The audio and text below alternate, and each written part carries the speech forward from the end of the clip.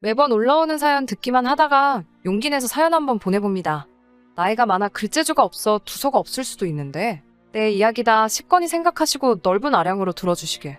그러면 이야기 한번 시작해 보겠습니다. 저는 58년생 개띠 격동의 시기를 헤쳐온 눈에 넣어도 아프지 않은 3명의 손주를 가지고 있는 할머니입니다.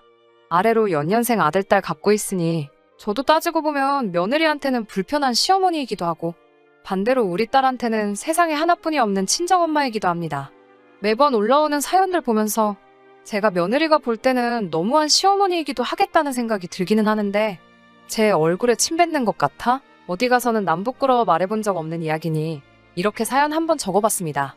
애들 아빠하고는 선봐서 만났고 사랑 없이 시작한 결혼 생활이지만 이제는 뗄래야 뗄 수 없는 강한 유대관계를 가지고 있습니다. 서로 없어서 죽고 못 사는 정도는 아니지만 죽을 때까지 함께할 사람이라는 사실 하나만큼은 확고하네요. 당시에 건설업에 종사하던 애들 아빠 덕에 당시 신도시로 개발 중이던 일산으로 삶의 터전을 옮겼습니다. 이제 와서 아들내미 딸내미는 그때 왜 분당으로 가질 않고 일산으로 갔느냐고 투정 아닌 투정을 들어야 했지만 저는 한 번도 일산에 터 잡은 것을 후회한 적이 없어요. 애들 말대로 분당에 터 잡았으면 더 넉넉한 형편이긴 하겠지만 말이죠. 지금 제가 사는 곳도 분당 못지않게 집값이 많이 올랐거든요.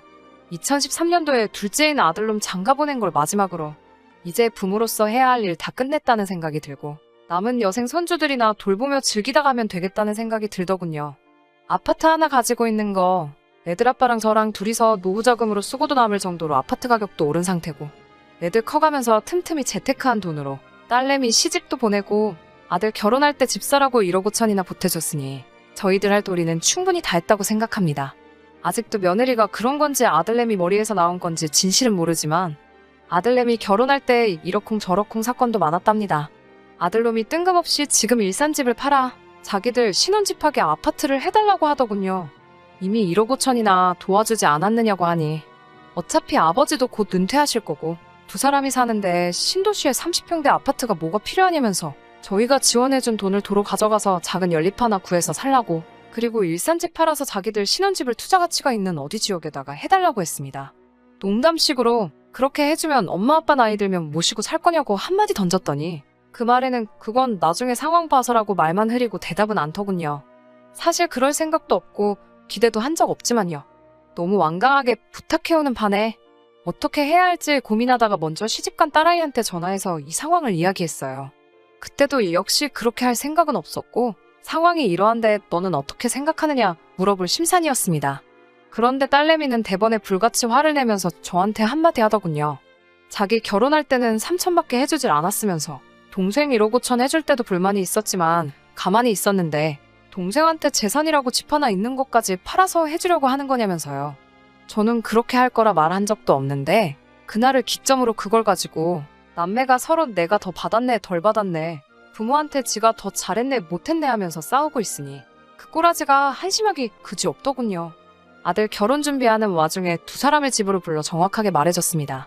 지금 사는 아파트는 유산으로 나눠줄 생각도 없고 정리할 생각도 없다고요. 아들한테도 새집해줄 생각일랑 전혀 없다고.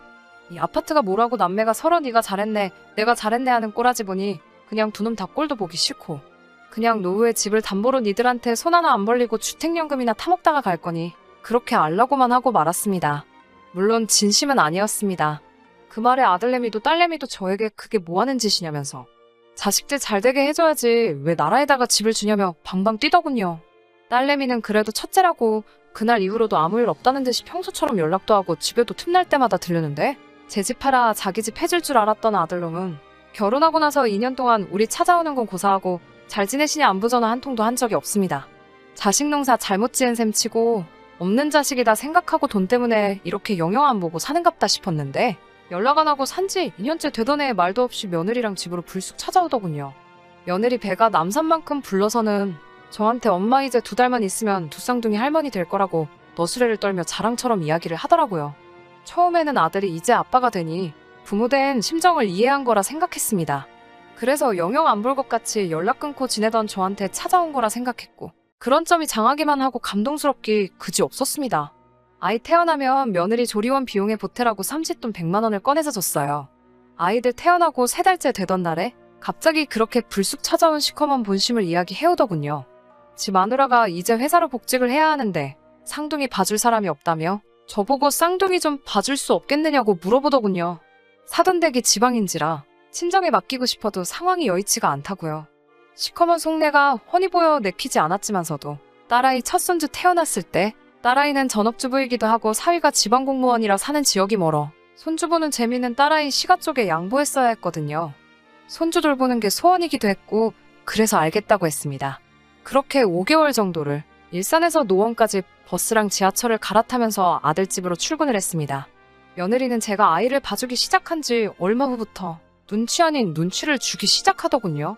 집에 들어오자마자 아들한테 집에 먼지가 많다는 둥, 같이 퇴근하고 들어왔으면서 여태 설거지도 안 하고 뭐 했냐고 핀잔을 준다던지, 아기들 쓰는 이불은 자주 빨아주는 게 좋지 않냐고 하며 누가 봐도 제가 들으라고 마치 저보고 집에 있으면서 해놓으면 좀 좋냐고 하는 소리처럼 들리더군요. 애 봐주는 것도 모자라 집안일도 거들어달라는 듯이 눈치를 주기 시작하니 제가 속이 좁은 사람일 수도 있겠지만 해주기가 싫어지더군요. 그래서 하루는 두 사람을 불러서 이제 차비도 많이 들고 날도 추워져 힘들다고 못하겠다는 식으로 이야기했습니다. 그랬더니 며느리가 대번에 이달 말에 그간 수고하셨다고 안 그래도 100만 원을 드리려고 하던 참인데 왜 갑자기 그러시느냐고 뭐라 하더군요. 그깟 돈 몇 푼 받고 싶다고 하는 것도 아니고 돈 때문에 그러는 거였으면 진즉에 첫 달부터 안 했을 거라고 이야기했더니 대번에 저들이 뭐 섭섭하게 한 것이 있냐는 식으로 나오더군요. 애 봐줄 사람 없다고 2년 만에 찾아온 것도 아무 말 없이 그냥 넘어가 줬는데 저들이 섭섭하게 한 게 있냐는 말을 들으니 더 이상 할 말도 없더군요. 아들이 제 면전 앞에다 대고 성화를 내더군요. 맞벌이에도 돈이 모자란 지들 사정 뻔히 알고 있지 않느냐고요. 그때 자기가 말한 대로 제 집 팔아서 자기들 집 해줬으면 애엄마도 일권 두고 전업주부를 했을 거라며 그 집이 지금 얼마인지는 아냐면서 저 때문에 손해를 봤다는 식으로 말했습니다. 거기에 저희는 주택연금에 노령연금까지 타고 있지 않냐면서 따지고 보면 제가 자기들보다 더 여유 있을 거라고 자식이 잘하려고 발버둥 치고 있는데 좀 도와주면 안 되냐는 식으로 따져 물어오더군요. 듣다 보니 노친네가 용돈 몇 푼 달라고 곤조부린다고 생각하는 것 같아. 아니라고, 됐다고, 그냥 애 봐줄 터이니 이 이야기는 그만하자고 말하고 대화를 마무리 지었습니다. 어느 날 평소처럼 아들 집에서 손주들 돌보고 있는데 사부인이 집으로 문을 따고 들어오시더군요. 어쩐 일이냐 여쭤봤더니 깜짝 놀라시며 이야기 못 들으셨냐고 하면서 며느리랑 전화 연결을 시켜줬습니다. 저한테 미리 언질 한번 해주지 않은 채 그날 며느리가 이제 친정엄마가 집에서 같이 지내시면서 아이들 돌봐주기로 했다고 지가 정신이 없어서 저한테 말한다는 걸 깜빡했다면서 이제 그만 오셔도 된다고 이야기하더군요. 그렇게 아들내외한테 토사구팽당하고 돈 밝히는 쉬모가 돼버린 채 약속이라도 한 데 또 2년이라는 시간을 아들내외와 다시 연락 한 통 없이 지내게 되었습니다. 제게 원래 주려고 했다던 100만 원도 끝끝내 주지 않더군요. 아들내외의 행동이 괘씸하기도 했지만 5개월 동안 정이 잔뜩 들었는지 손주놈들이 너무 보고 싶었는데 연락 없어 지내는 그 기간 동안 사진 한 장 받아볼 수 없었습니다. 아들내외나 사부인 카카오톡에 올라오는 사진 몰래 보는 것 말고는 손주들 볼 방법도 없었어요. 답답한 마음에 딸내미가 찾아온 날에 이 이야기를 했더니 딸내미도 그 사실에 불같이 화를 내더군요. 그 자리에서 아들에게 전화를 걸어 엄마한테 그러는 게 아니라고 화를 내는데 통화 중에 이게 다 엄마가 자초한 일이라고? 오랜만에 전화해서 그런 식으로 잔소리만 할 거면 앞으로 연락하지 말라는 듯이 대답하고 그냥 전화를 끊었어요. 딸내미는 사돈댁에다가 아들 줬다고 생각하라고 요즘은 아들이 출가회인이라고 없는 자식 치라고 이야기하지만 부모된 마음에 그게 되나요? 더군다나 손주들하고 짧은 시간이지만 정도 잔뜩 들었는데 말이에요. 무소식이 희소식이겠거니 생각하면서 그렇게 2년이 훌쩍 지났는데 아들놈에게 또 뜬금없이 연락이 왔습니다. 손주들 데리고 애비가 좋아하는 과자 몇 봉지 사서 저희 집으로 왔어요. 무슨 바람이 불어서 찾아왔는가 했더니 대번에 또 애들 좀 봐줄 수 있냐고 물어보더군요. 사부인은 어쩌고 다시 나에게 애들을 봐달라고 하느냐고 했더니 그간 애들 봐주시다가 허리가 안 좋아지셔서 한동안 쉬기로 했다더군요. 애들 아빠도 이제 은퇴한 상황이고 아들 사는 집까지 가려면 차비도 드는 데다가 요 근래 바쁠 때마다 친언니가 하는 식당에서 일 도와주며 용돈벌이 하던 것도 손주들 봐주려면 이제 못하게 되었으니 못해도 월 50씩은 받아야겠다고 말을 했더니 아들놈이고 며느리고 할 것 없이 그 자리에서 안색이 바뀌더군요. 장모님은 지난 2년간 돈 한 푼 안 받으며 손주들 봐줬는데 엄마는 왜 그렇게 만날 때마다 돈돈돈 하시냐면서 아들내외는 생각 좀 해보겠다고 말하고는 제 대답이 마음에 안 들었는지 저녁도 같이 하지 않고 곧바로 손주들 데리고 집으로 돌아가더라고요. 그러고 한 일주일 지났나 며느리에게서 좋은 생각이 있다면서 연락이 왔습니다. 출근길에 아이들을 제 집에 내려주고 퇴근길에 태워가는 식으로 하게 되면 차비가 따로 들지 않고 저도 고생할 필요가 없으니 좋고, 그렇게 되면 제가 달라고 한 돈 50 대신에 차비만큼 제외해서 20만 원만 달달이 들여도 충분하지 않겠냐고 하더군요. 의도가 뻔히 보이는 며느리 얄미움에도 그날 잠깐 봤을 뿐인데 안 본 사이에 부쩍 커버린 손주들이 할머니 말하는 게 자꾸 눈에 밟혀서 알겠다고 했습니다. 은퇴하고 집에서 지내는 애들 아빠도 그날 처음 손주들 보니까 너무 좋았는지 이번엔 집에서 자기도 도와줄 테니 그렇게 하자고 했고요. 앞서 말씀드렸다시피 제가 이미 노후 준비까지 다 끝나 있는 상황에서 진짜 돈 얼마가 받기 위해 애를 봐주기로 한 건 아니었습니다. 거절했다가는 또다시 아이들을 방패 삼아 연락 끊고 지낼 거라는 생각에 순순히 아들내외 뜻을 따르기로 한 거였죠. 아이들이 5살이 되면 어린이집에 보낼 계획이라고 했으니 힘들더라도 2년 정도만 그렇게 하면 되겠더군요. 그래도 주기로 한 20만 원은 매달 5일이 되면 꼬박 챙겨서 보내줬습니다. 아들한테 엄마가 좋아하는 돈 잘 받았냐고 생색내는 연락을 받아야 했습니다. 얼마 되지도 않는 돈이기도 했지만 저를 위해 쓰지 않고 오롯이 손주들 돌보는 데에만 사용했습니다. 초반에는 출근길에 손주들 데리고 집으로 왔고 퇴근길에는 집에 들려 애들을 데려갔습니다. 대중교통 1시간 반씩 걸려가며 아들 집까지 갈 필요도 없었고 가장 힘든 갓난쟁이 시기도 지난 데다가 힘써야 하는 일들은 애 아빠도 도와주니 사실 처음 쌍둥이 봐줄 때보다 그렇게 힘들 것도 없었습니다. 조금은 어른이 된 건지 퇴근길에 가끔씩 저녁으로 먹으라고 이것저것 사오기도 하고 금요일에 아이들 데리러 오면서 외식도 몇 번 하고 했습니다. 하지만 그나마도 처음 몇 달만 그런 식이었습니다. 매일매일 데려다주고 데려가고 하더니 어느 날부터 야근을 해서 시간이 안 된다, 이래서 안 된다, 저래서 안 된다 이런저런 핑계로 하루씩 거르기 시작하더군요. 손주들 봐주기로 한 지 4달 정도 지나고부터는 아예 월요일 출근길에 애들을 내려놓고 금요일 퇴근길에 데려가는 식으로 바뀌어 버렸습니다. 그런 식으로 주일 내내 손주들 봐주기 시작한 지 1년이 지났습니다. 몇 번씩은 그만하겠다는 생각이 머리 끝까지 올라오고 했지만 무럭무럭 자라는 손주들 보니 또 그렇게 할 수는 없더라고요. 얘들이 무슨 죄가 있나 싶기도 하고 은퇴하고 적적해하던 남편도 손주들 돌보면서 즐거워 보이고 생기도 도는 듯 보였고요. 그걸 보면서 몇 번을 참아가면서 견뎠습니다. 그러던 어느 날이었습니다. 여느 날처럼 손주들 보면서 있는데 웬일로 사부인한테 연락이 오더군요. 지인들이랑 파주에 있는 아울렛 다녀오는 길인데 파주랑 일산의 거리가 가까우니 오랜만에 손주들 얼굴 좀 보고 싶다고 집 주소 좀 알려달라고요. 얼마 안 있어서 도착한 사부인은 허리가 아프시다더니 그 말과는 다르게 선수가 훤해 보였습니다. 차 한잔 내어드리며 요즘 어떻게 지내시냐고 물어봤죠. 그런데 사부인이 한 대답에 저는 크나큰 충격을 받게 되었습니다.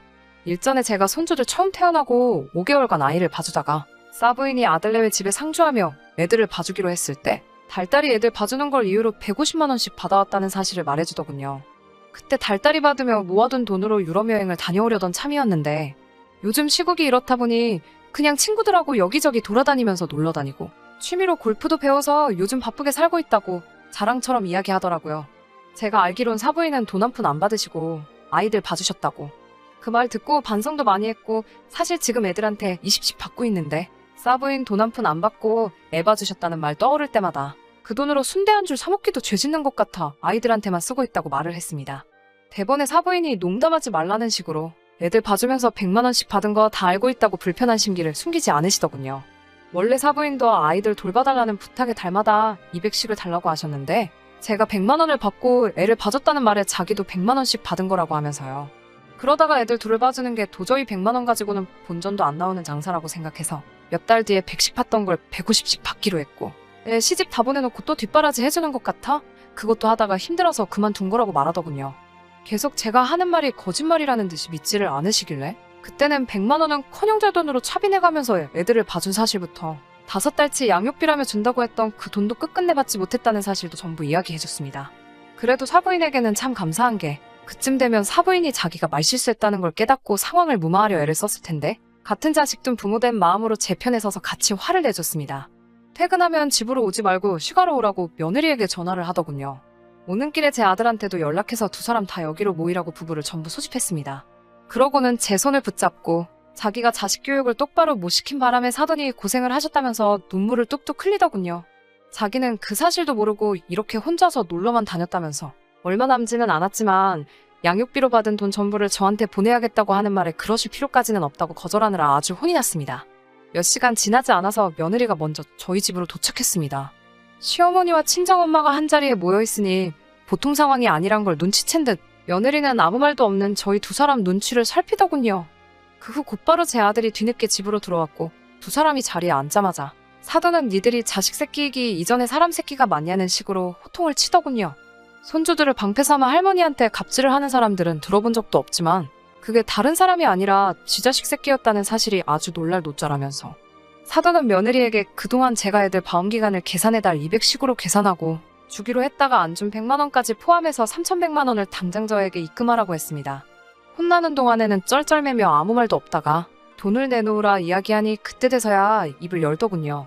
자기들이 그런 큰 돈이 어디 있냐고 그렇게는 할 수 없다고요. 사돈은 대번에 할머니들이 돌아가며 4년 동안 애 봐주는 동안 사지 멀쩡한 맞벌이 부부가 3천도 못 모은 게 말이나 되냐면서 니들이 진짜 사람 새끼들이 맞냐며 혀를 째째 차는데 쩔쩔매는 아들놈 보니 마음이 아프기도 했지만 제가 하고 싶은 말을 그대로 해주시는 것 같아 속이 아주 후련했습니다. 언성이 높아지는 와중에 손주들이 소란에 울기 시작하니 그때 정신이 퍼뜩 들더군요. 애들한테는 됐다고 애초에 돈 때문에 한 것도 아니고 손주들 보면서 기쁜 날이 더 많았으니 이쯤 해도 되겠다고 했습니다. 대신 두 사람 앞에 충격적인 사실을 하나 발표해줬습니다. 사실 어차피 갈 사람인 마당에 너희한테 조금이나 물려주려고 주택연금 신청을 하지 않았는데 덕분에 이제 결심이 섰다고 너희들에게는 더 이상 10원 한 장도 주지 않을 거라고 말해줬습니다. 이 정도면 충분히 해줄 만큼 해준 거 아니냐 했더니 두 사람은 묵묵부답으로 일관하더라고요. 애들은 손주들 데리고 집으로 돌아갔고 사돈어른은 계속 죄송하다고 말하면서 다음날 점심이나 거하게 쏘겠다며 저희 집에서 자고 가겠다고 했습니다. 사돈하고는 그날 밤에 한참 더 이야기를 나눴는데 자기가 생각해봤는데 주택연금을 신청하는 것보다 이렇게 하는 게 어떻겠냐면서 제안을 하나 하더라고요. 지금 사는 집을 팔아 자기들 사는 동네로 이사를 오는 게 어떻겠냐고요. 요즘은 지방도 개발이 잘 되어서 사는데 어려움 없고 어차피 같이 늙어가는 마당에 가차이에서 상부상조하면서 잘 살아보면 어떻겠냐고 말해왔습니다. 그래서 반평생을 살아온 일산 아파트는 결국 정리를 했습니다. 사돈댁이 있는 지방으로 이사를 하면서 당연히 손주들은 더 이상 돌볼 수 없게 되었죠. 울며 겨자 먹기로 어린이집을 보내기 시작한 것 같은데 이상하게도 조금도 미안한 마음은 들지 않았습니다.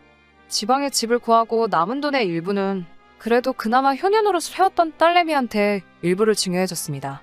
딸내미도 더 욕심 부릴 법도 한데 고맙다고 그리고 잘 생각하셨다며 이제 엄마 인생을 즐기면서 살라는 말이 어찌나 힘이 되던지 이래서 아들보다는 딸이 더 낫다는 말이 있는가 봅니다.